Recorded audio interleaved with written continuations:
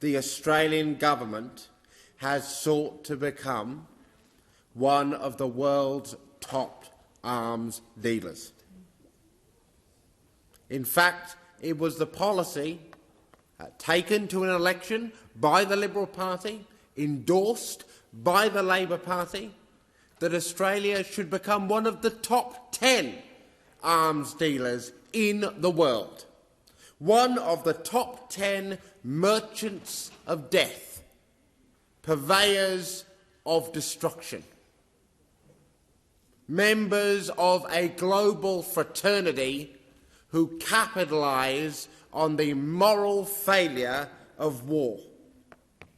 The last few weeks, the last few months have made it very clear what are the consequences of being an arms exporter. What does the result of this industry actually look like?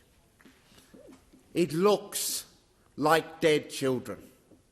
It looks like razed cities. It looks like suffering of an unimaginable extent. Unimaginable to so many in this place, and yet a daily life, a daily reality for the people of Gaza. Australia sells what it calls defence export permits to countries all around the world. Now, behind this seemingly innocuous term, this is the truth. The system that has been created to enable corporations, Australian corporations, to sell arms overseas has been specifically designed to obscure from the Australian people what weapons are being sold, how many weapons are being sold, and what are those weapons being used for.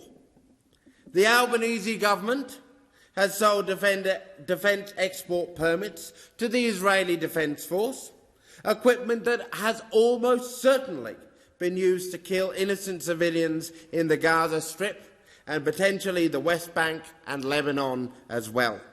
Australia has sold defence export permits to Saudi Arabia and to the United Arab Emirates, two countries infamous for their war crimes during the Yemeni civil war, for which the Foreign Minister has made clear her department is aware.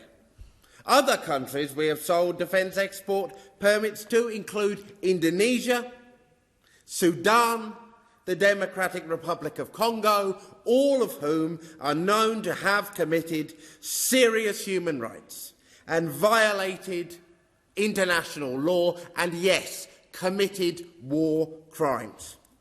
The government has talked a lot about the importance of the international rules-based order, but what has become clear is that they do not care how much money, they do not care how much harm is caused to people wherever they are in the world, as long as they can make money from selling guns, from selling weapons.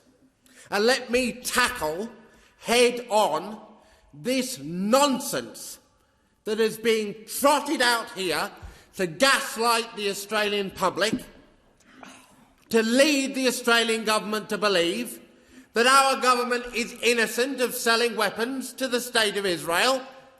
The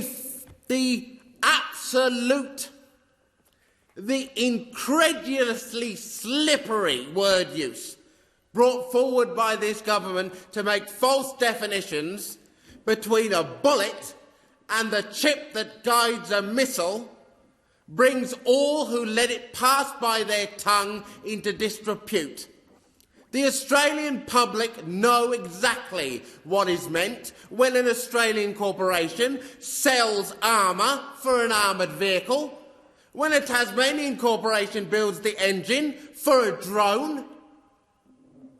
You think the public fools. They are not. And at the election, we will hold you accountable for every one of the times you have tried to imply that they are fools. Thank you.